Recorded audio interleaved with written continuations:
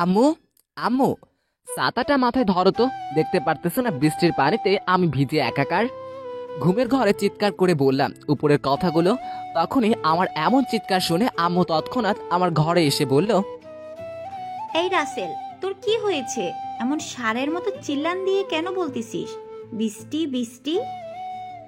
অনেকটা রাগী গলায় বলল। আর তখনই দেখতে পেলাম আমার পাশে আমার পিচ্চি বোনটা বালতি হাতে নিয়ে দাঁড়িয়ে আছে।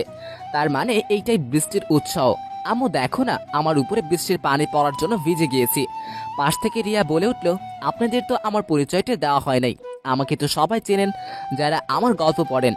তাই আর বললাম না। আমার বাবা একজন কৃষক, মা গৃহিণী, আর ছোট বোনটার নাম রিয়া। এবার ক্লাস 10-এ পড়ে, খুবই দুষ্টু। আবার আমাকে ছাড়া কিছুই বুঝতে পারে না। অনেক তো কথা হলো, এবার গল্পে ফেরা যাক তাহলে। আম্মু, ভাইয়া রাতে বলেছিল তার নাকি আজকে তাড়াতাড়ি কাজে যেতে হবে আর তার জন্য সকাল সকাল ডেকে দিতে। কিন্তু আমি অনেক সময় ডাকার পরেও ভাইয়া উঠতেছিল না দেখে এই বৃষ্টির ব্যবস্থা করতে হলো। আম্মুকে বালতি দেখিয়ে বলল, তোদের দুজনকে নিয়ে আমার হয়েছে যত জ্বালা। একটা মুহূর্তের জন্য চুপ থাকতে পারিস না, আবার কেউ কাউকে ছাড়া থাকতেও পারিস না। অনেক হয়েছে, এখন উঠে ফ্রেশ হয়ে খাবার খেয়ে কাজে যা। আচ্ছা আম্মু, ঠিক আছে, তুমি যাও, আমি এখনই উঠে আসতেছি। তারপর উঠে ফ্রেশ হয়ে খাবার খেয়ে কাজে চলে আসলাম। আপনারা হয়তো আবার বুঝতে পারতেছেন না আমি কি কাজ করি। তাহলে চলেন কাজের কথাও জেনে আসি। আমি একটা দোকানে কাজ করি। দেখছেন, আপনাদের সাথে কথা বলতে বলতে মালিকের ডাক পড়লো। রাসেল, তাড়াতাড়ি এই লিস্টের সব মালামাল বুঝিয়ে দে তো। আর দেখিস কোনো ভুল যেন না হয়। আমি রহিম চাচার কথা অনুযায়ী লিস্ট দেখে মালামাল সব বুঝিয়ে দিলাম। এভাবে কাজ করলাম সারাদিন। তারপর আরেকটা কাজে চলে আসলাম, মানে আমি যাকে পছন্দ করি তাকে দেখতে। বুঝলেন না তো? চলেন, সব বুঝতে পারবেন। আমি একটা মেয়েকে সেই কবে থেকেই একা একা ভালোবাসি, কিন্তু সে আমাকে ভালোবাসে না। কেন বাসে না সেটা এখনো অজানা। বলতে বলতে হঠাৎ দেখতে পারলাম আমার ক্রাশ প্রাইভেট থেকে তার বান্ধবীর সাথে হেঁটে আসতেছে। আমার সামনে দিয়ে পরনে একটা নীল রঙের 3 পিস, হাতে নীল কাচের চুড়ি, লম্বা লম্বা চুলগুলো বেনি করা। এক কথায় অসম্ভব সুন্দরী লাগছিল। মনে হচ্ছে পরীর ভুলে ওকে এই পৃথিবীতে রেখে গেছে। এই রাইসা, দেখ তোর মজনু তোকে দেখার জন্য হাজির। রাইসার বান্ধবী হিয়া বলল আমাকে দেখে, হরে, প্রতিদিন এইভাবে রাস্তায় দাঁড়িয়ে থাকে, আবার আমাকে নাকি অনেক ভালোবাসে। মনে হয় রাসেল ভাইয়া সত্যি তোকে অনেক ভালোবাসে। আর ছেলে হিসেবেও খুবই ভালো, যতটা লোকের মুখে শুনে বা নিজেই দেখে বুঝেছি। তবে দেখি, যদি তার উদ্দেশ্য ভালো হয় তাহলে তার ভালোবাসার কথায় আমি রাজি হমু। আর যদি খারাপ মতলব হয় তাহলে কোনো দিন না। আমি রাইসার সাথে হেঁটে যেতে যেতে বললাম, হাই, কেমন আছো? আল্লাহর রহমতে অনেক ভালো আছি। আচ্ছা, আপনি আমার পিছে পিছে কেন ঘোরেন? লোকে তো এর জন্য আপনাকে খারাপ বলে, তাই না? আমি যে আমার এই ছোট মনের ঘরে তোমাকে রেখেছি, কিন্তু তুমি সেখান থাকতেই চাও না। আমি সত্যি তোমাকে অনেক বেশি ভালোবাসি। আপনার সাথে কথা বলে পারবো না, এখন চলে যান, কেউ দেখলে সমস্যা হবে। একটু অধিকার দেখিয়ে বললে মনে হলো। তারপর সেখান থেকে চলে আসলাম। এভাবে দেখতে অনেকগুলো দিন চলে গেল। এর মাঝে রাইসা আর আমার প্রেম জমে ক্ষীর হয়েছে, মানে প্রেম হয়ে গেছে। একদিন পুকুরের ধারে আমি রাইসার কোলে মাথা রেখে শুয়ে আছি, আর রাইসা আমার মাথায় হাত বুলিয়ে দিচ্ছে। এই, তুমি আমাকে এত বেশি ভালোবাসো কেন? জানো না, বেশি সুখ কপালে সয় না। আমার পৃথিবীটাই তুমি, তাহলে তোমাকে ভালো না বাসলে থাকবো কি করে? তোমাকে এতটাই ভালোবাসি যা পরিমাপ করে দেখাতে পারবো না। তবে এইটুকু জেনে রাখো, তুমি নিজেকে যতটা না ভালোবাসো, আমি তার থেকে তোমাকে বেশি ভালোবাসি। আমিও তোমাকে অনেক অনেক ভালোবাসি, বেশি ভালোবাসি। কোনোদিন ছেড়ে যাবে না তো? অভিমানী সুরে বলল, আরে পাগলি, এই জীবনে তো নয়, বরং পরে জন্মেও তোমাকে ভুলতে পারবো না। আমার বুকে জড়িয়ে নিয়ে এইভাবে অনেক সময় একসঙ্গে থেকে রাইসাকে ওর বাড়িতে রেখে আমি আমার বাসায় চলে আসলাম। আমাদের প্রেমের কথা সবাই জানে, তাই কোনো ভয় নেই। ওহ, আমার মন কোথায় থাকে বুঝতেই পারি না। আপনাদের যে রাইসার পরিচয় দেওয়া হয়নি সেদিকে কোনো খেয়াল নেই আমার। চলেন রাইসার পরিচয় জেনে আসি। রাইসার পুরো নাম অনামিকা জান্নাত রাইসা, বাবা মায়ের একমাত্র মেয়ে। এবার ইন্টার ফার্স্ট ইয়ারে পড়ে, বিজ্ঞান বিভাগে। বাবা রায়হান শেখ, বিষয়ে একজন কৃষক। আর রাইসার মা নেই। রাইসার বয়স যখন 5 বছর, তখন ওকে একা রেখে আল্লাহ তার কাছে নিয়ে যায়। আমি বাসায় এসে মাকে ডেকে বললাম, আম্মু, ও আম্মু, খাবার দাও তো, অনেক ক্ষুধা লেগেছে। ওই এত শাড়ির মতো চিল্লাস কেন? দেখোস না আম্মু রান্নাঘরে রান্না করতেছে।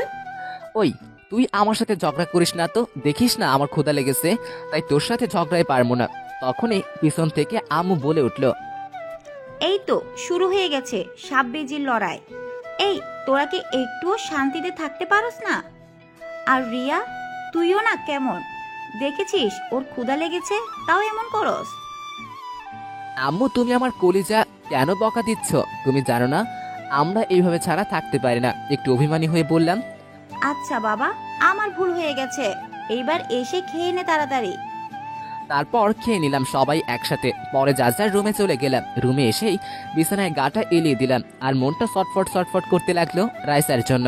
আর কি বা করার, ওর তো মোবাইল নেই, তাই কথা বলে মনকে সান্ত্বনাও দিতে পারি না। এইসব ভাবতে ভাবতে কখন যে ঘুমিয়ে গেছি সেদিকে কোনো খেয়াল নেই। খেয়াল হলো সকালে ফজরের আজানের শব্দে, তাই উঠে গিয়ে নামাজ পড়ে আসলাম। সকালে খাবার খেয়ে দোকানে চলে আসলাম, আর তখনই রাইসা আমার সাথে দেখা করতে চলে আসলো। তোমার সাথে আমার কিছু জরুরি কথা আছে, এদিকে আসো। আমি তো একটু অবাক হলাম, কেমন কথা যার জন্য এত সকালে এসেছে। তারপরে আমি রহিম চাচাকে বলে ওর কাছে চলে আসলাম। হ্যাঁ মেরে যান, বলো এত সকাল সকাল কি জন্য আসলে? শোনো, আমার না কালকে পরীক্ষার ফর্ম ফিল আপের লাস্ট ডেট। বাবাও কোনোভাবে টাকা জোগাড় করতে পারছে না, দেখে বলতেছে পড়াশোনা না করতে। কিন্তু আমার তো ডাক্তার হওয়ার অনেক ইচ্ছা। কেঁদে কেঁদে বলল, কি বলো এসব? টাকার জন্য তোমার পড়াশোনা হবে না? এটা তো আমি মেনে নিতে পারবো না। তোমার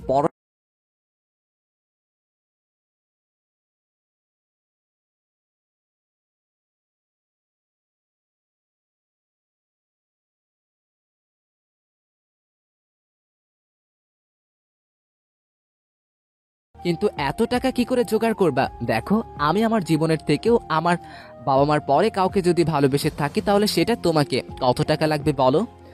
তাও তো 4,000 টাকা লাগবে, কিন্তু তোমার কাছে তো এত টাকা নেই। তাহলে আচ্ছা, আমি টাকার ব্যবস্থা করব, যে করেই হোক। তুমি কালকে কলেজে টাকা নিয়ে যাবে, কেমন? আচ্ছা ঠিক আছে।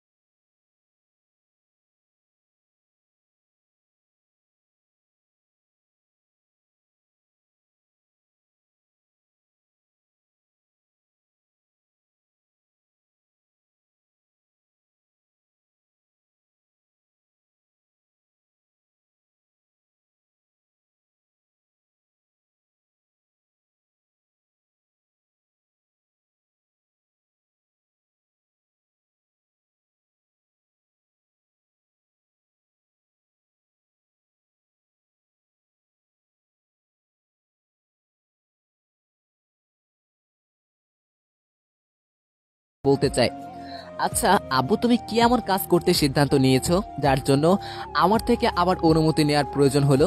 হ্যাঁ রাসেল, ঠিকই তো বলেছে। একা সিদ্ধান্ত নিয়ে আবার জিজ্ঞেস করতেছো কেন?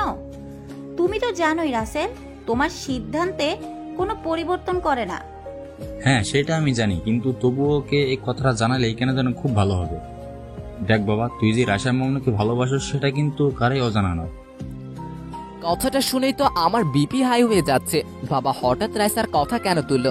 আচ্ছা আব্বু, তুমি রাইসার কথা কেন বলতেছো? কেউ কি আমাদের নামে কিছু বলেছে, নাকি মনের গহীন থেকে প্রশ্নটা আপনা আপনি বের হয়ে গেল?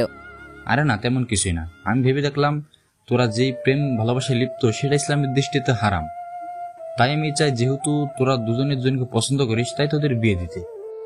আব্বুর কথা শুনে আমি তো মহা খুশি। পৃথিবীতে এমন বাবা কি আছে যে ছেলের ভালোবাসার কথা জেনে নিজেই বিয়ের কথা বলে? আব্বু, তোমরা যেটা ভালো মনে করো সেটা করো, আমার থেকে শোনার কোনো মানে কিন্তু হয় না। কারণ আমি যদি তোমার মতের বিরুদ্ধে যাইতাম তাহলে তো করবেই রাইসাকে নিয়ে পালিয়ে যাইতাম। বাবা, তোর উপর আমার পুরো বিশ্বাস আছে, তুমি উল্টে গেলেও তুই এমন কাজ করবি না।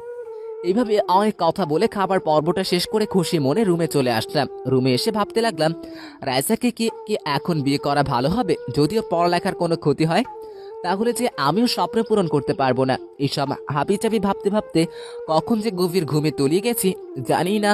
সকালে এই ভাইয়া, উঠে পড়, অনেক বেলা হয়ে গেছে, তোকে তো দোকানে যেতে হবে। আমাকে ধাক্কা ধাক্কাতে বলল, উঠছি তো, এমন করিস না, আর একটু ঘুমাতে দে না প্লিজ। আমি আরেক কাত হয়ে বললাম, তোর যা মন চাই করগা, আমি গেলাম, আম্মু এসে কান ধরে উঠবাবে না। রাগে ফুসতে ফুসতে বলে চলে যেতে লাগলো। এই না না, তুই আমার লক্ষ্মী বোন, আম্মুকে বলিস না, তাহলে আমার খবর করে ছাড়বে। আসলে আমি আম্মুকে একটু ভয় পাই, কিন্তু আম্মু কিন্তু অনেক ভালো। আচ্ছা ঠিক আছে ভিতর ডিম, যা তাড়াতাড়ি ফ্রেশ হয়ে খেতে আয়। হাসতে হাসতে চলে গেল। সকালে নাস্তা করে সবার সাথে বিদায় নিয়ে দোকানের উদ্দেশ্যে রওনা হলাম। পথে কি একজন পিছন থেকে ডাকলো, মনে হলো আমার পরিচিত কেউ, তাই পিছনে ঘুরে দেখলাম, এ কি, এটা তো রাইসা, এত সকালে কেন? এই রাসেল, দাঁড়াও, এত জোরে জোরে যাচ্ছ কেন? অনেকটা হাঁপাতে হাঁপাতে বলল, আরে আমি দোকানে যাচ্ছি, লেট হলে বকা খেতে হবে, তাই একটু জোরেই হেঁটে যাচ্ছিলাম। তাই এত সকাল সকাল কি ভেবে? তোমার মনে নেই আমার আজকে লাস্ট ডেট ফর্ম ফিলাপের, তাই তোমার থেকে টাকা নিতে আইছি। যাক, এইবার একটু মজা করা যাক, কি বলেন আপনারা? তুমি তো টাকার কথা আমাকে ঠিকই বলেছিলে, কিন্তু আমি অনেক চেষ্টার পরেও টাকা জোগাড় করতে পারি নাই। একটু মুখটা ছোট করে বললাম। কিন্তু এই কথা বলার পর রাইসা যেসব কথা আমাকে শোনালো তা শুনেই মনটা একটু হলেও খারাপ হয়ে গেল। হ্যাঁ, আমি জানতাম তুমি টাকা জোগাড় করতে পারবে না। কি দেখেছে তোমার মতো একটা ফকিরকে ভালোবাসতে গেলাম। আজকে যদি একটা ধনী ছেলেকে ভালোবাসতাম তাহলে আর এই দিন দেখতে হতো না। আমার উপরে রাগটা একটু বেশি দেখালো।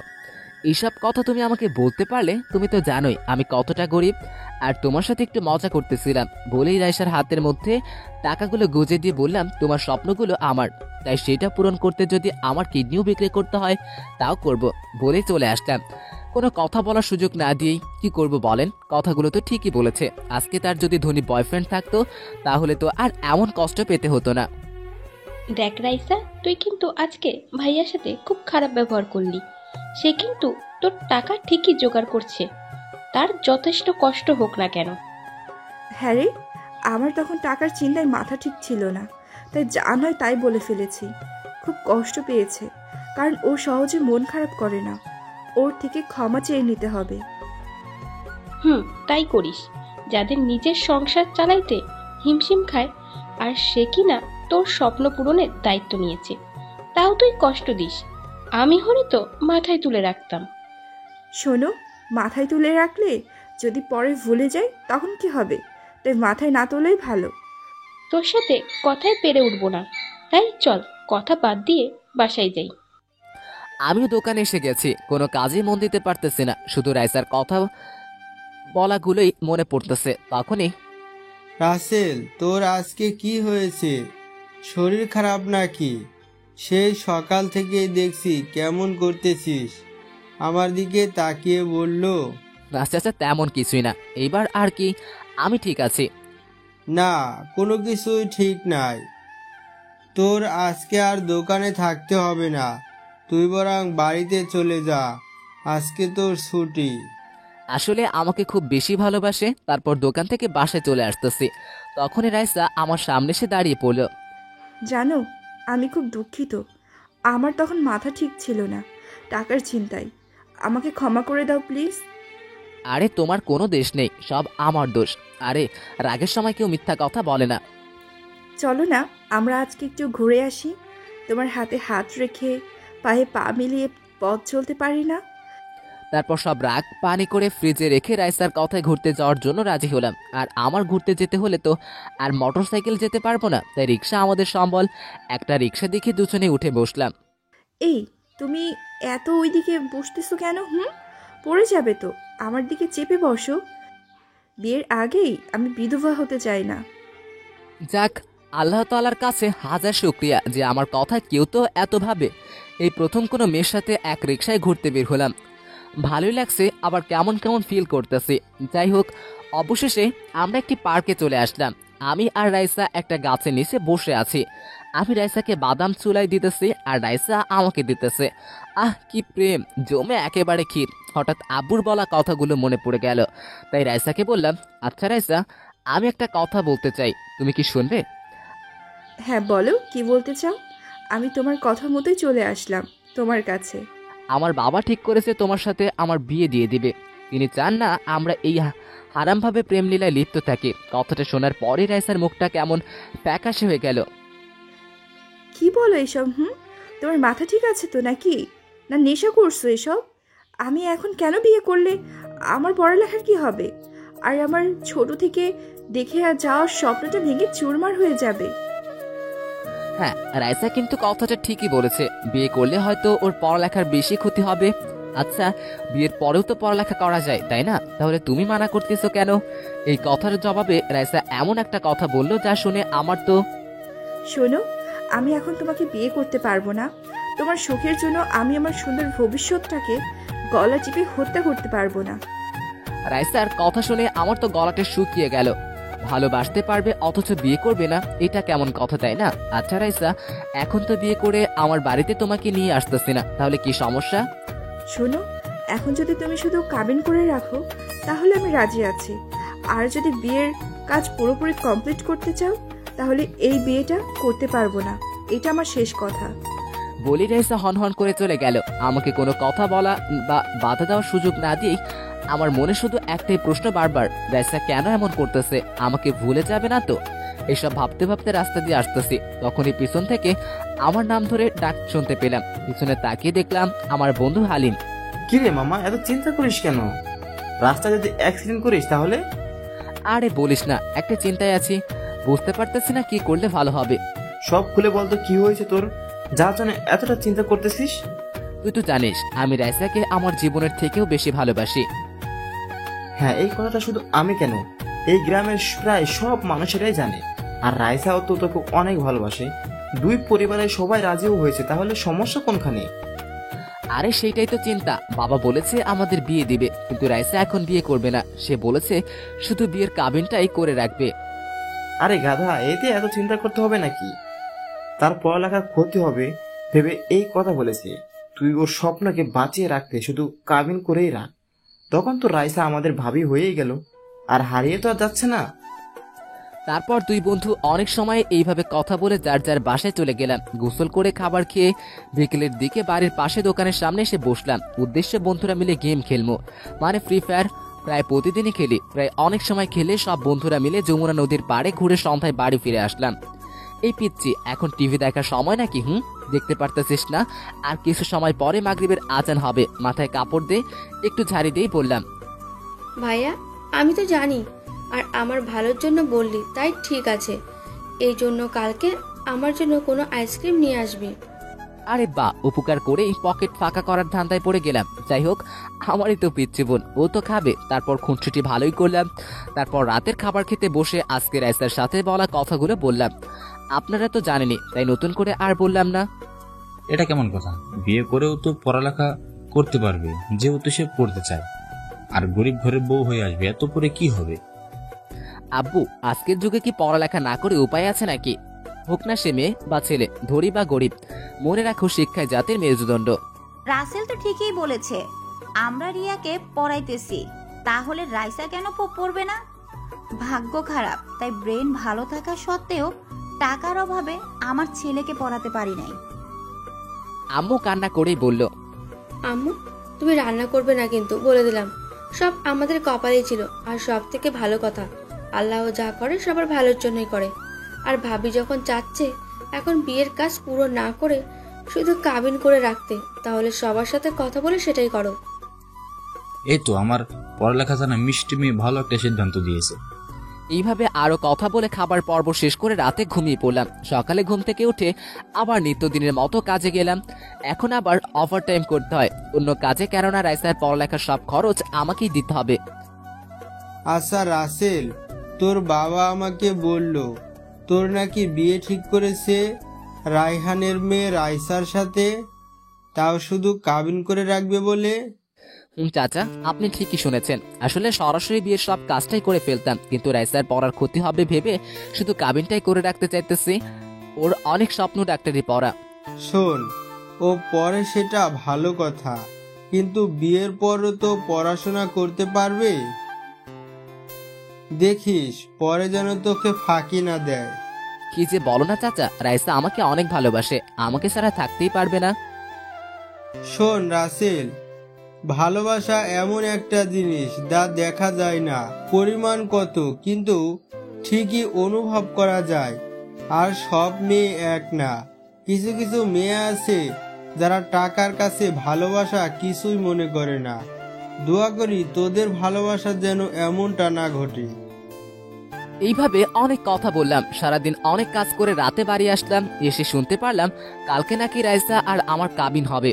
বাবা আর রাইসার বাবা ঠিক করেছেন, তাই আজকে আর রাইসার সাথে আমার কোনো যোগাযোগ হলো না। রাতে খাবার খেয়ে শুয়ে এইসব কিছুই ভাবতেছি। ইস, কালকে রাইসা আমার হবে, খুব আপন না হলেও অর্ধেক অধিকার তো পাবো, এতেই আমি খুশি। আর ভাবতেই অবাক লাগে, রাইসাও একদিন ডাক্তার হবে, আমার গ্রামের সব মানুষকে চিকিৎসা করবে। এইসব ভাবতে ভাবতেই কখন যে ঘুমিয়ে পড়েছি সেদিকে আমার কোনো খেয়ালই নেই। সকালে ঘুম ভাঙে ফজরের আজানের মিষ্টি শব্দে, তাই আর শয়তানের প্রতারণায় না পড়ে উঠে গিয়ে মসজিদ থেকে নামাজ পড়ে আসলাম। এইভাবে চলে গেল অনেক সময়, আর হয়ে এলো রাইসাদের বাড়িতে যাবার সময়। খুব বেশি লোক যাবে না, আমার বন্ধুরা আর কয়েকজন মুরব্বী, ব্যাস এরাই গরিবের মর্যাদা বোঝে। বাবা, আমাদের তো আর ভালো কোনো গাড়ি নিয়ে যাওয়ার সামর্থ্য নেই, আর বাড়ি তো দূরে না, তাই সিএনজি নিয়ে যাই। বাবা মন খারাপ করো না, এইগুলোতেই আমি খুশি। আমাদের তো আর এমন কপাল নাই যে হেলিকপ্টার করে বিয়ে করতে যাব। তারপর সবাই রাইসাদের বাড়িতে চলে আসলাম। খাবার পর্ব শেষে বিয়ের কাবিনটা সেরে ফেললো। তারপর সবাই রাইসাকে দেখতে গেল। আজ রাইসাকে বিয়ের সাজে একটু বেশি সুন্দর লাগতেছে। এমনিতেই ডানা কাটা পরি, তার উপরে আবার লাল টুকটুকে বেনারসি শাড়ি পরে আছে। তারপর সবাই যার যার মতো চলে গেল, শুধু আমি থাকলাম কিছু সময়ের জন্য, কারণ কালেমা পড়ে তো আর বিয়ে হয়নি যে থাকবো। রাইসা, আমার এইটুকু সামর্থ্য হয়েছে তোমাকে দেবার জন্য, যদি তুমি গ্রহণ করতে। এই বাটন মোবাইল হাতে দিয়ে বললাম। এই মোবাইল তুমি আমার জন্য এনেছো? আর কিছুই বললো না, মনে হয় মোবাইলটা পেয়ে খুশি হয়নি, আর খুশি হবেই বা কি করে। এই যুগে সবাই টাচ স্ক্রিন মোবাইল ব্যবহার করে, আর আমি একটা বাটন ফোন দিলাম। আচ্ছা রাইসা, এখন যাও, তোমার ড্রেস পরিবর্তন করে আসো। আমি জানি তোমার অনেক খারাপ লাগতেছে এমন ভাবে থাকতে, আর ড্রেসটাও অনেক ভারী, সাথে কিছু জুয়েলারি। আচ্ছা, যাচ্ছি। মনটা ভার করে বলল, মনে হলো তার মনে অনেক কষ্ট লুকিয়ে আছে। আমিও ভাবলাম বিয়ের দিন একটু মন খারাপ করবেই, তাই না?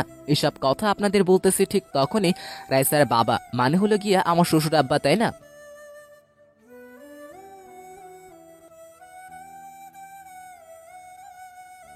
আমার কাছে এসে কেঁদে কেঁদে বলল, আসলে বাবা আর মা নামক মানুষগুলি এমনই হয়, নিজে হাজার কষ্ট সহ্য করবে কিন্তু সন্তানের কষ্ট সহ্য করবে না।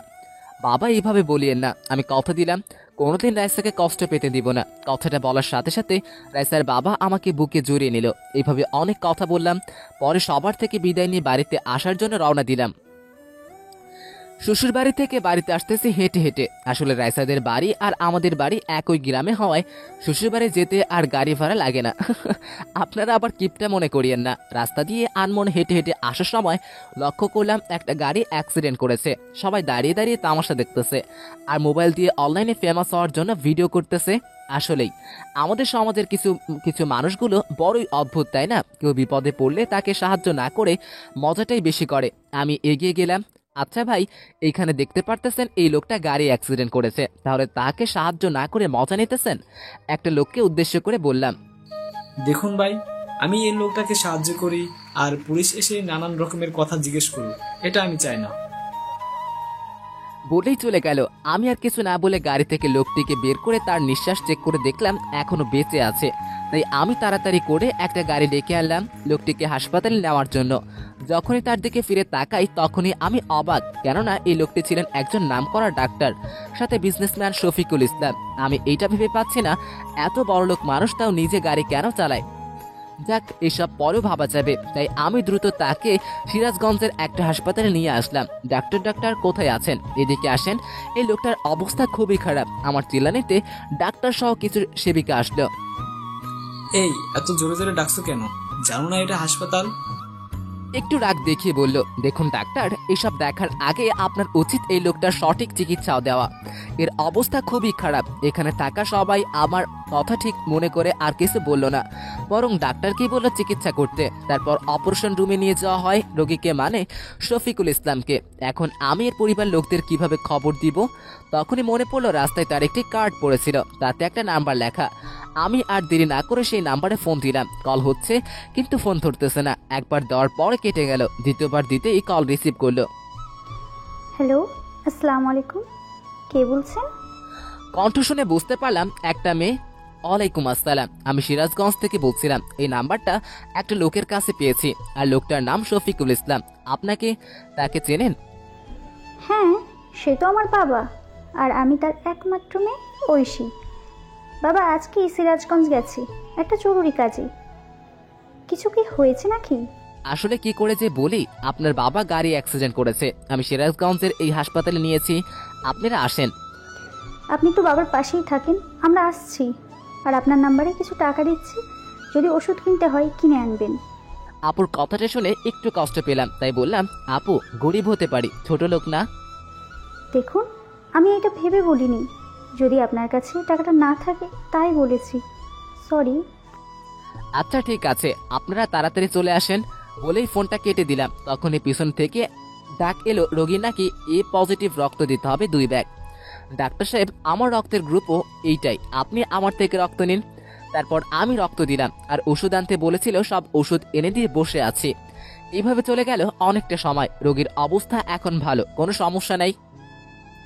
ডাক্তার তাকে তো ভালো করেই চেনে, তাই চিকিৎসা ভালোটাই করেছে। বুঝতেই তো পারেন, যার টাকা আছে তার পাওয়ার আছে, আর তার এই পৃথিবীতে সব কিছুই আছে। আমি এখনো তার সাথে দেখা করিনি, কারণ ডাক্তাররা বলেছে রোগীর সাথে দেখা করা যাবে না। এসব আপনাদের বলতেছি, ঠিক তখনই আমার পকেটে থাকা মোবাইলটা টুংটুং করে বেজে উঠলো। তাই মোবাইলটা বের করে দেখি যে ঐশী আপু।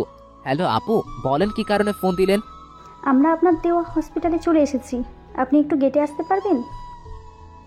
বলেই ফোন কেটে দিল। বড়লোক মানুষ, বোঝে নিত, বেশি কথা পছন্দ করে না, তাই মুখের উপরে ঠাস করে ফোন কেটে দিল। কি আর করা, আমিও ভদ্র ছেলের মতো সেইখান থেকে চলে আসলাম। কিন্তু আমি বাইরে এসে সামনে তাকিয়ে তো অবাক, কেননা 5টা গাড়ি বাইরে দাঁড়িয়ে আছে, আর এরা আবার কারা? তাই আমি ফোন দিলাম, আর ফোন ওই গাড়িতে আসা একটা মেয়ে রিসিভ করতে গিয়ে আমাকে দেখে আর রিসিভ করলো না। আপনি তাহলে মিস্টার রাসেল, তাই না? হ্যাঁ, আমি রাসেল। আসেন ভিতরে যাওয়া যাক। আমরা যখন ভিতরে যাব তখনই এক গাড়ি পুলিশ এসে ঐশী আপুকে সালাম দিল, আর তখন বুঝতে পারলাম ঐশী আপু একজন ডিসি। তাই তো বলি এতগুলা বডিগার্ড কেন। তারপর আমি তাদের হাসপাতালের যে রুমে আঙ্কেল আছে সেই রুমের সামনে নিয়ে আসলাম। ডাক্তাররাও সবাই এসে হাজির, আর আমি কত ডাকার পর এসেছিল, একেই বলে পাওয়ার। ডক্টর, আমার বাবা এখন কি অবস্থায় আছে? একটু কান্না কান্না ভাব নিয়ে। দেখুন মিস ঐশী, এখন আপনার বাবা পুরোপুরি ঠিক আছে। 1 সপ্তাহ এখানে থাকলেই বাসায় নিয়ে যেতে পারবে। তবে হ্যাঁ, এই ছেলেটা যদি সঠিক সময়ে আপনার বাবাকে হাসপাতালে নিয়ে না আসতো, তাহলে আপনার বাবা মানে শফিকুল স্যারকে বাঁচানো সম্ভব হতো না। ভাই, তোমাকে অনেক অনেক ধন্যবাদ। হয়তো তুমি যা করেছো এমন কেউ করতো না। ধন্যবাদ দিয়ে ছোট করতে চাই না।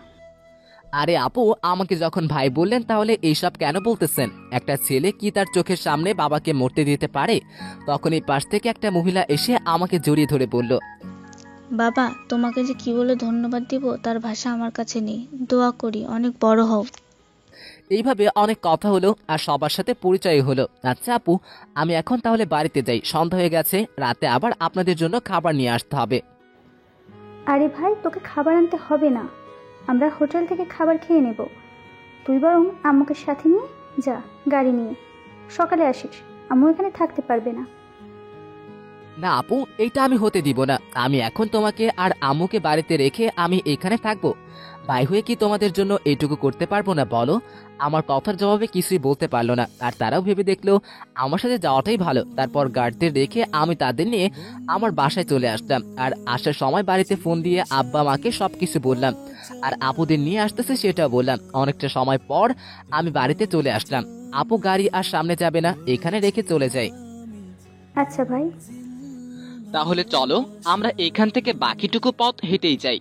আমার সাথে এরকম ধনী মানুষ দেখে সবাই তাকিয়ে আছে, আবার কেউ কেউ জিজ্ঞেস করছে এরা কারা।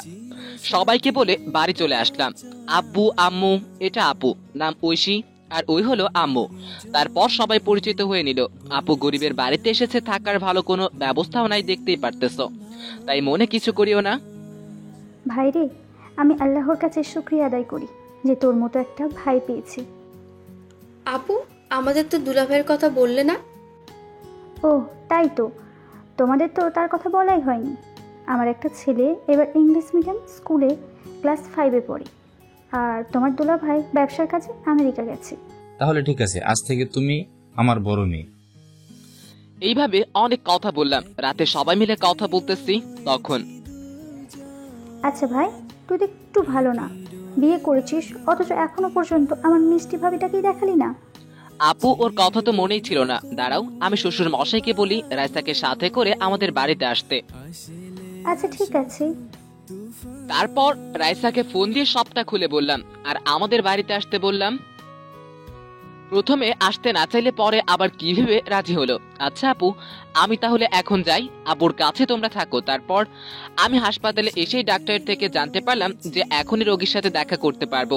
তো আপনারাই বলেন, দেরি কিস বাত কা, চালিয়ে মিলকার আতি হো। আমি ধীরে ধীরে রুমের দরজা খুলে ভিতরে প্রবেশ করলাম। দেখতে পারলাম ডাক্তার আঙ্কেলের সাথে কথা বলতেছে, আর আমাকে দেখেই বলল, এই ইয়াং ম্যান, এসে গেছো?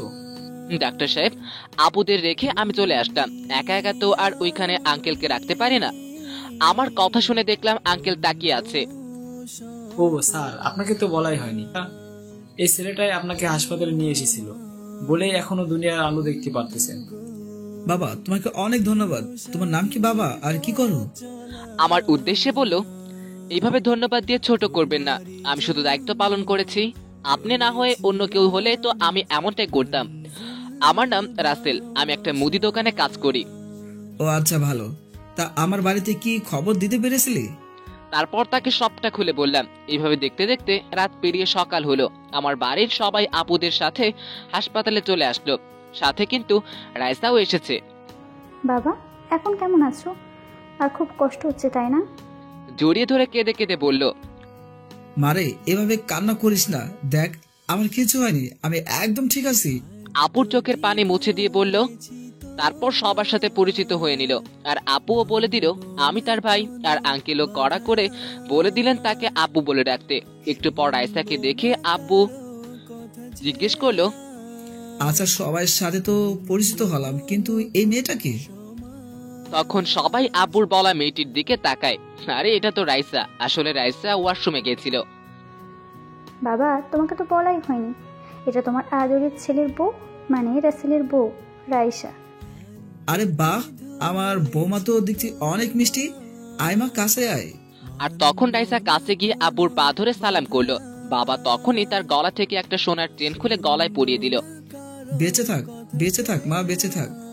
এইভাবে চলে গেল। হাসপাতালে ডাক্তারদের কথা মতো 1 সপ্তাহ এখন আপুরা ঢাকায় চলে যাবেন। আমি হাসপাতালে এসেছি তাদের বিদায় জানাতে। ভাই, তুই আমাদের সাথে চল, এই কয়েকদিন তোকে আপন করে নিয়েছি। আপু, আমি একদিন যাব, এখন তো যাওয়া সম্ভব না, সামনে রাইসার পরীক্ষা। আর রাইসার ডাক্তার হওয়ার স্বপ্ন পূরণ করতে হবে আমাকে, অনেক অনেক টাকা জোগাড় করতে হবে। আমার ছেলের বউ ডাক্তারি পড়বে, তাতে টাকার সমস্যা হবে কেন? আমার কি টাকার কম আছে নাকি? আব্বু, ঠিক সেটা না, আমি চাই আমার যোগ্যতায় রাইসাকে ডাক্তারি পড়াতে। দোয়া করি বাবা, তোর মনের আশা আল্লাহ পূরণ করুক। বলেই আমার থেকে বিদায় নিয়ে সবাই চলে গেল।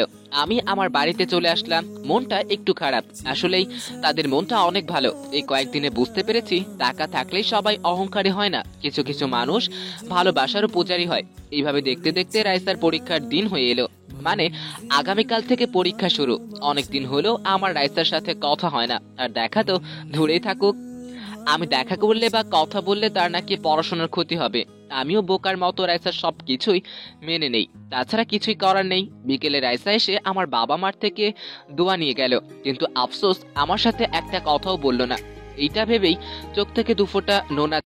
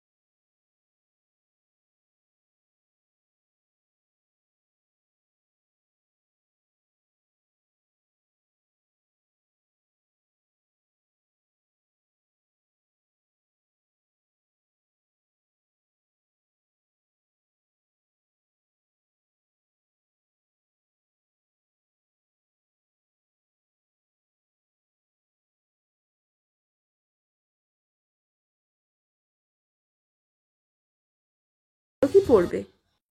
তারপর রাইসাকে নিয়ে বাড়িতে চলে আসলাম। এইভাবে দেখতে দেখতে রাইসার সবগুলো পরীক্ষা শেষ হয়ে যায়। এখন শুধু রেজাল্টের অপেক্ষা। একদিন আমি পুকুর পাড়ে বসে আছি বন্ধুদের সাথে, তখন রাইসা আসলো। ভাইয়া, আপনারা সবাই কেমন আছেন? হ্যাঁ ভাবি, আমরা সবাই ভালো। আপনি ভালো আছেন তো? আমিও আলহামদুলিল্লাহ ভালো আছি। একটু এদিকে আসো। আমাকে উদ্দেশ্য করে বলল। তারপর আমি রাইসার সাথে চলে আসলাম। হ্যাঁ রাইসা, বলো কি জন্য ডেকেছো? কি করে যে বলি, আমার তো কয়েকদিন পর রেজাল্ট দিবে, তাই আমার অনেক চিন্তা। তাই তুমি এই কয়েকদিন আমার সাথে কোনো যোগাযোগ করবে না। বলেই আমার উত্তর না শুনেই চলে গেল। আমি আর কি করব, এইসব নীরবে দেখেই যাই, দেখি সামনে কি হয়। এইদিকে রাইসা, তুই কিন্তু ভাইয়ার সাথে একটু বেশি করতেছিস। তোর জন্য সবকিছু করছে, তোর কোনো চাহিদা অপূর্ণ রাখছে না। এই সম্পর্কে তুই কোনো কথা বলিস না, ভালো লাগে না, চল বাড়িতে। তারপর কেউ কোনো কথা না বলে বাড়িতে চলে আসে। এদিকে দেখতে দেখতে রাইসার রেজাল্ট দেওয়ার দিন চলে আসলো। আমারও অনেক খারাপ লাগতেছে, না জানি কি হয়। রাইসার নিষেধ থাকা সত্ত্বেও আমি ফোন দিলাম, কারণ এতক্ষণে হয়তো রেজাল্ট প্রকাশ হয়েছে। তাহলে রাইসা এখনো জানালো না কেন? হ্যালো রাইসা, কেমন আছো? হ্যাঁ, আমি ভালো আছি। কেন ফোন দিছিস? রেজাল্ট তো অনেক আগেই প্রকাশ হয়েছে, কিন্তু তুমি তো কিছুই বলতেছো না, তাই ফোন দিলাম। আরে সবাইকে জানিয়েছি, আর একে তো জানানোর কথা মনেই নেই। মনে মনে বলল, হ্যাঁ, আমি গোল্ডেন A+ পেয়েছি আর কলেজ টপার হয়েছি। রাইসার কথা শুনে অনেক খুশি হলাম, কষ্টও পেলাম এইটা ভেবে যে অনেক আগে রেজাল্ট প্রকাশ হয়েছে আর রাইসা একটা বারের জন্য আমাকে জানায়নি। তাও খুশির নিচে কষ্টগুলোকে চাপা রেখে রাইসাকে বললাম, চলো না আজকে একটু কোথাও ঘুরে আসি। আমার এই কথার জবাবে রাইসা যা বলল, রাইসাকে ঘুরতে যাওয়ার কথা বলতেই এমন একটা কথা বলে যেটা শুনে আমার অনেকটাই খারাপ লাগে। আজকে গরিব বলে কি একটা প্রেমও করতে পারবো না? প্রেম করা কি অপরাধ নাকি? চলেন এগুলো না বলে রাইসার কথা শুনে আসি। আমি কোথাও ঘুরতে যেতে পারবো না, আর গেলেই বাকি ওই একটা জায়গায়। বারবার যেতে মন চায়, তোকে ভালোবেসে আমার জীবনটাই পুরো শেষ। আমি রাইসার ওইসব কথায় কর্ণপাত না করে বললাম, আচ্ছা ঠিক আছে, আজকে না হয় চলো অন্য কোথাও থেকে ঘুরে আসি। না, তোর সাথে আমি কোথাও যাব না। বলেই ফোনটা মুখের উপরে ঠাস করে কেটে দিল। আমিও আর ফোন দিলাম না। এইভাবে অবহেলা নিয়েই কেটে গেল অনেকটা মাস, যার মধ্যে রাইসার মেডিকেলে ভর্তি পরীক্ষাও শেষ হয়ে গেছে। এখন আর রাইসা প্রয়োজন ছাড়া আমাকে ফোন দেয় না বা কথাও বলে না। রাইসায় দেখা হলেও কেমন জানি না দেখার ভান করে চলে যায়। জানি না কেন, কি চায় সে, একমাত্র রাইসা আর আল্লাহই ভালো জানে। একদিন রাস্তা দিয়ে হেঁটে হেঁটে দোকানে যাচ্ছিলাম, তখন দেখলাম রাইসা আসতেছে, তাই ডাক দিলাম, এই রাইসা কোথায় যাও আর কেমন আছো? আমার ডাক শুনে মুখটা বাংলার 5-এর মতো করে সামনে আসলো। কোথাও না, এমনি একটু হাঁটি। আর ভালো আছি। কেন ডেকেছো? কথা বলতেই চায় না, বোঝাই যাচ্ছে। ব্যবহার দেখে আমি কি তোমাকে এতটাই বিরক্ত করি যার জন্য একটু মন খুলে কথা বলো না? আর আমি বললেও ইগনোর করে চলো। তোর আজাইরা কথা শোনার টাইম নাই আমার, গেলাম আমি। বলেই হন হন করে চলে গেল। আমিও ওর পথ পানে চেয়ে রইলাম। কেমন ছিল আর কেমন হচ্ছে এসব কথা ভাবতে ভাবতেই চোখ থেকে 2 ফোঁটা নোনা জল গড়িয়ে পড়লো গাল বিয়ে। কি করবো বলেন, চোখটা আমার হলে কি হবে, শালা তো অন্যের জন্য কাঁদে। এইভাবে দেখতে দেখতে রাইসার মেডিকেল চান্স হয়ে গেল, তাই সে এখন ঢাকাতে যাবে। কিন্তু আমার মনে কষ্ট ছাড়া কিছুই নেই, আবার অনেক ভয়ও লাগছে। যদি রাইসা আমাকে ভুলে যায় তাহলে কি হবে, এসব কথাই ভাবতেছিলাম। ঠিক তখনই আম্মু এসে বলল, বাবা, রাইসা নাকি কালকেই ঢাকা চলে যাবে। আজকে এসে আমাদের সবাইকে বলে গেল আর দোয়া নিয়ে গেল। মার কথা শুনেই তো আমি অবাক, কেননা রাইসা সবাইকে বলেছে আর আমাকে একটা বারের জন্য বলার প্রয়োজন মনে করলো না। রাগ অভিমানটা একটু বেশি জমে গেল রাইসার জন্য, তাই আমিও আর আগ বাড়িয়ে ফোন দিলাম না। কারণ আমি ফোন না দিলে রাইসা কোনো দিনও ফোন করে খবর নেয় না আমি বেঁচে আছি নাকি মরে গেছি। এইদিকে রাইসা ভাবতেছে, কি ব্যাপার, আজকে আমার পাগলটা ফোন দেয় না কেন? আমার যে ওর সাথে কথা না বলে ভালো লাগে না। আমি ওকে কিছু বলি নাই, তার জন্য হয়তো রাগ করছে। কিন্তু আমার কিছুই করার নেই, কারণ আমি ওর মায়ায় পড়ে গেলে আমার স্বপ্ন পূরণ করতে পারবো না। বলেই হাতে থাকা ফোনটা রেখে দিয়ে চোখের কোণে জমে থাকা অশ্রু মুছে ফেলল। তখনই রাইসার বাবা আসে আর বলে, মারে, এতটা কষ্ট যদি পাস তাহলে রাসেলকে কষ্ট কেন দিতেছস? তোর করা অবহেলাগুলো আমি দেখতে পাই না? রাসেল যে খুব কষ্ট হয়। বলে চোখের জল মুছে নিল।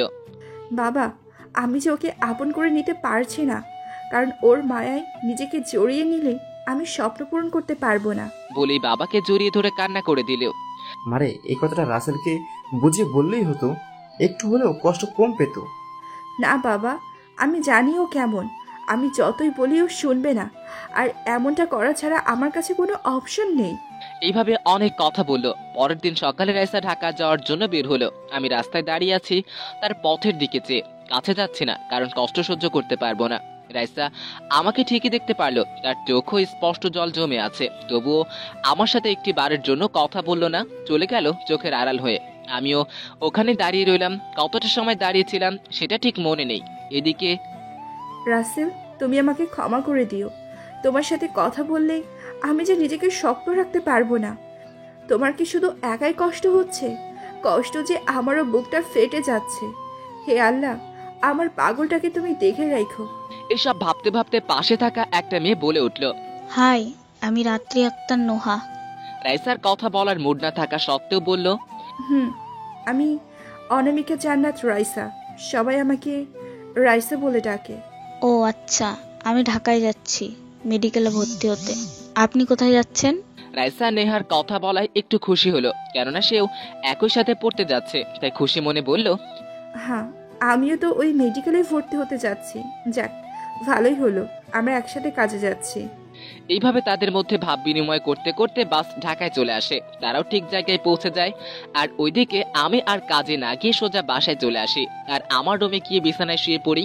কিন্তু আমি এইভাবে রুমে ঢুকেছি, আবার অবেলায় শুয়ে আছি, এটা আমার ভালো মনে হলো না।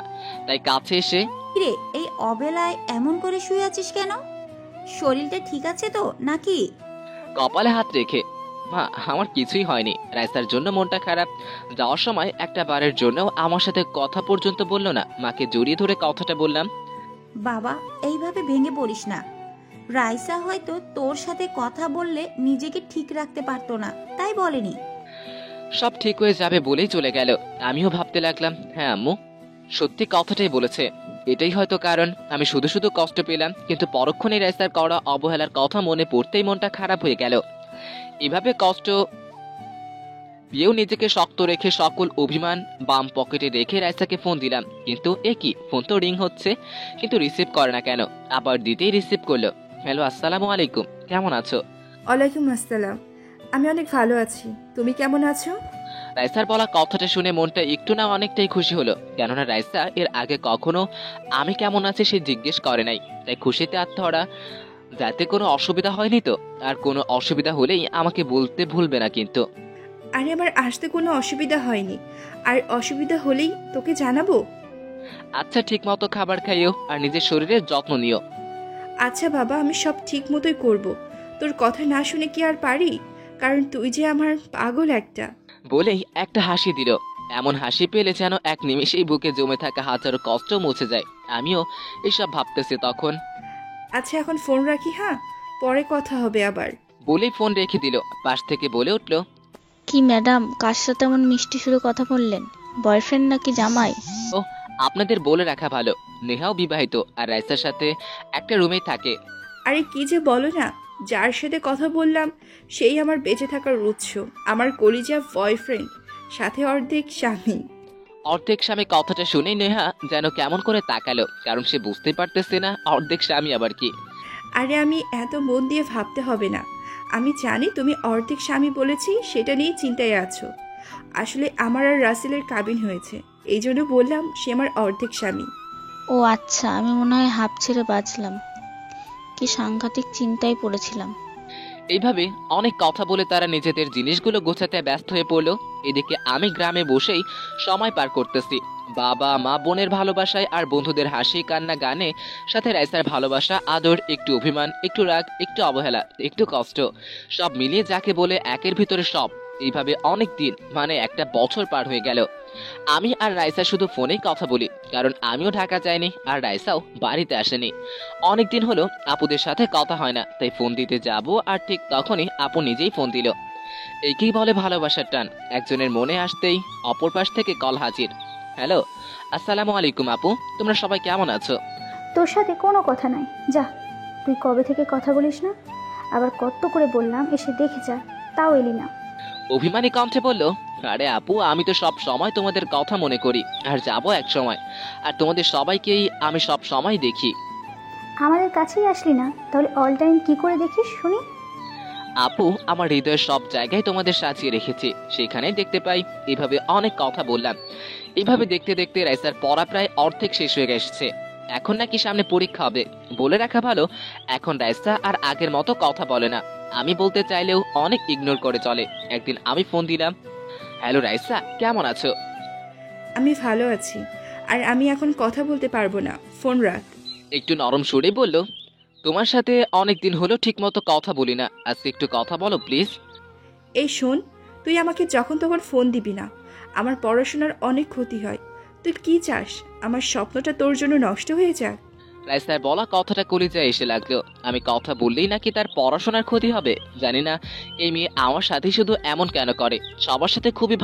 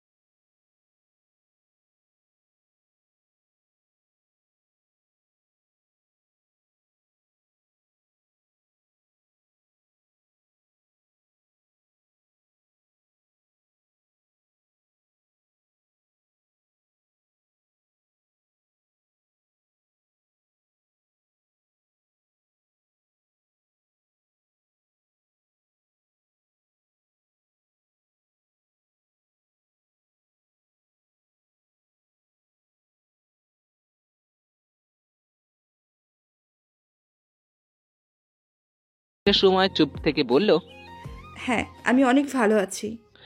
আর কিছুই বলল না।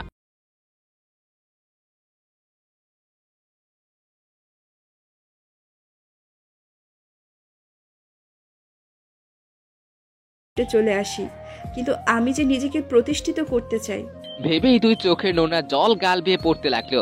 এই রাইসা, কথা বলো না কেন? আমি কি এতটাই অবহেলার পাত্র যে কথা বলা যায় না? প্লিজ, তুই আর এইভাবে ফোন করিস না। আমি নিজেকে প্রতিষ্ঠিত করতে চাই। বলেই ফোনটা কেটে দিল, আমাকে কিছু বলার সুযোগ না দিয়েই।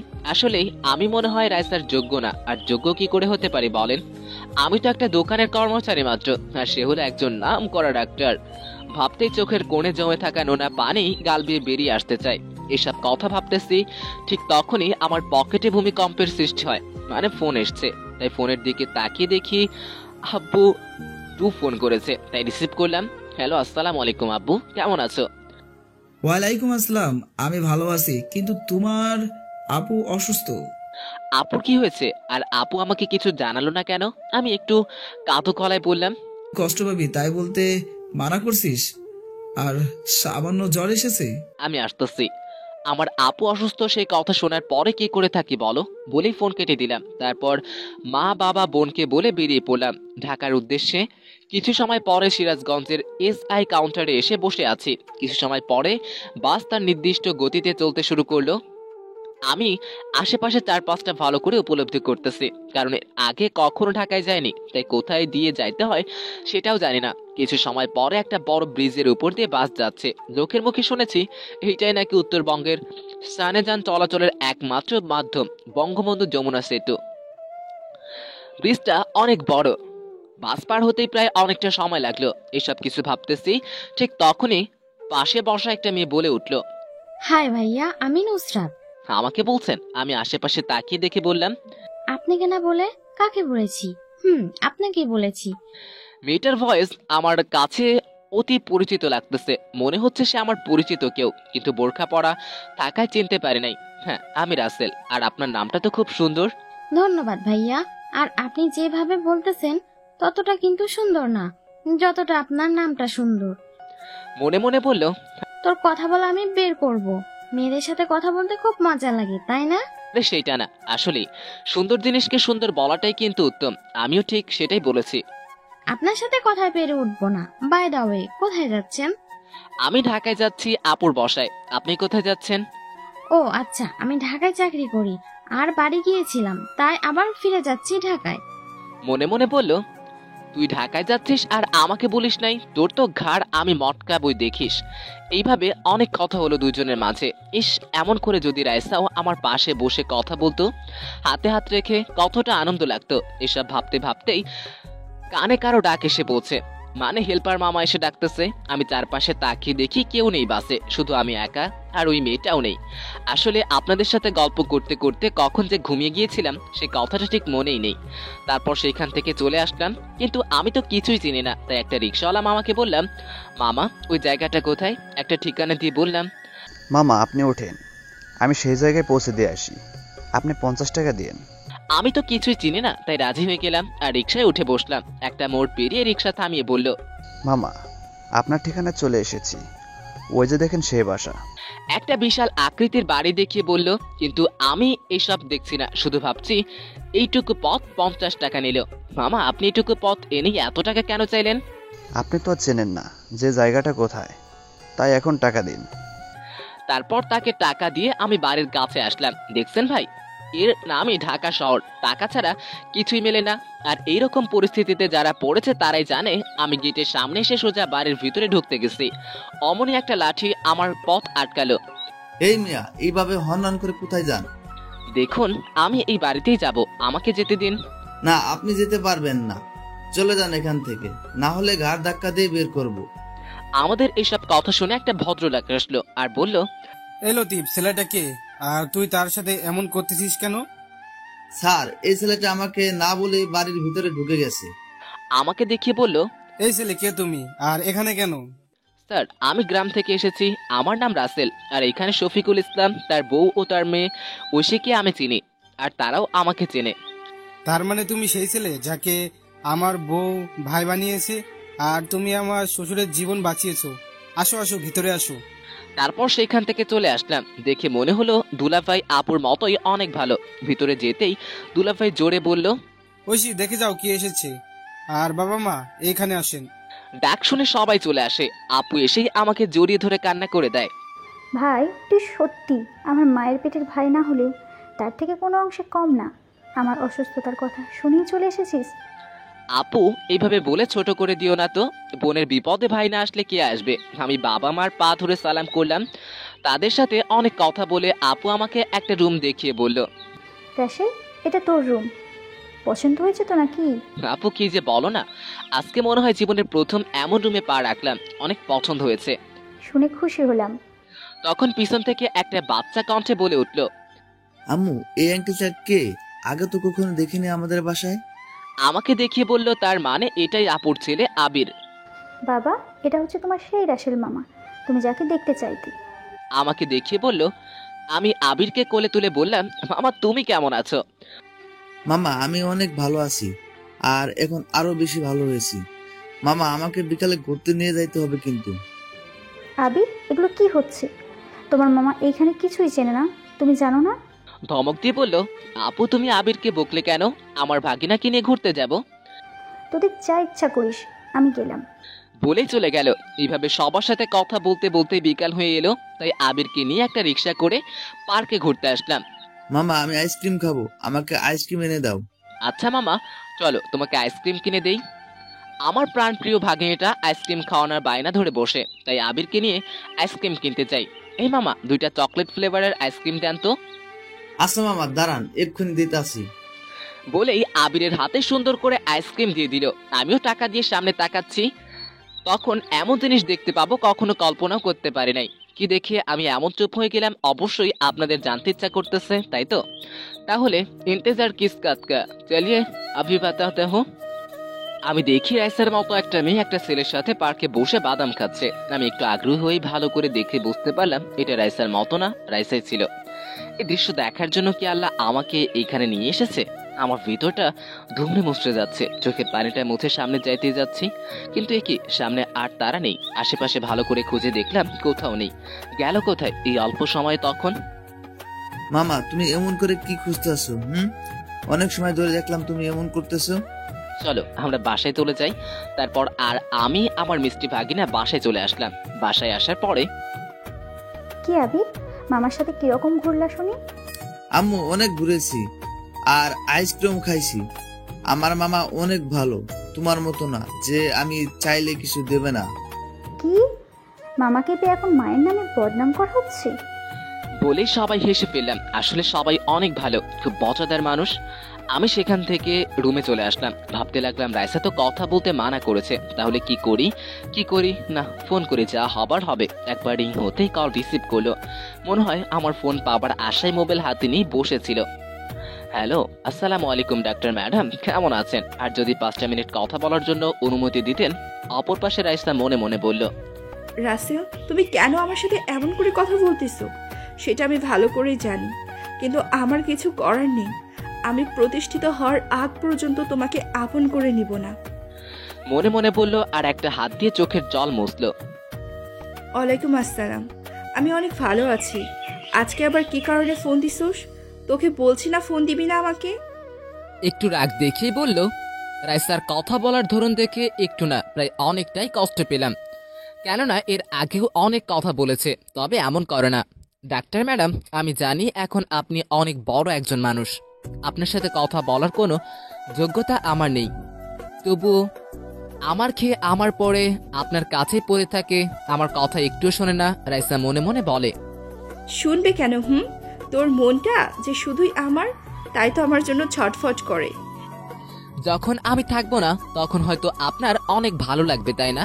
আপনাকে আর এইভাবে কেউ বিরক্ত করবে না বলেই চোখের জল মুছলাম। ওই পাশ থেকে একটু চিন্তিত হয়ে রাইসা বলল, এই তুই থাকবি না মানে? কোথায় যাবি? আচ্ছা ম্যাডাম, আপনার মূল্যবান সময় নষ্ট করে আমার মতো একটা হতভাগা ছেলের সাথে কথা বলার জন্য অনেক অনেক ধন্যবাদ। দোয়া করি আল্লাহ যেন আপনার সকল মনের আশা পূরণ করে। বলেই ফোনটা কেটে দিলাম। কি আর বলতাম, সেই তো অপমান ছাড়া আর কিছুই করে না। একটু আগের কথাগুলো হয়তো রাইসার এখন আর মনেই পড়ে না। এদিকে রাইসা মনে মনে বলতেছে যে, জান, আমি জানি আমার প্রতিটি কথা তোমার হৃদয়কে চূর্ণ বিচূর্ণ করে দেয়। আমি জানি অনেক কষ্ট হয় তোমার, আর কিছুদিন কষ্ট করো। শুধু এইটা জেনে রাখো, এই রাইসা তোমার ছাড়া কারণ না। কান্না কান্না করে বলল।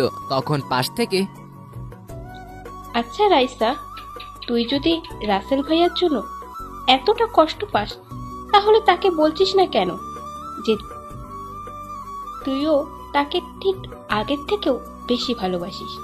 তুই যে শুধু তার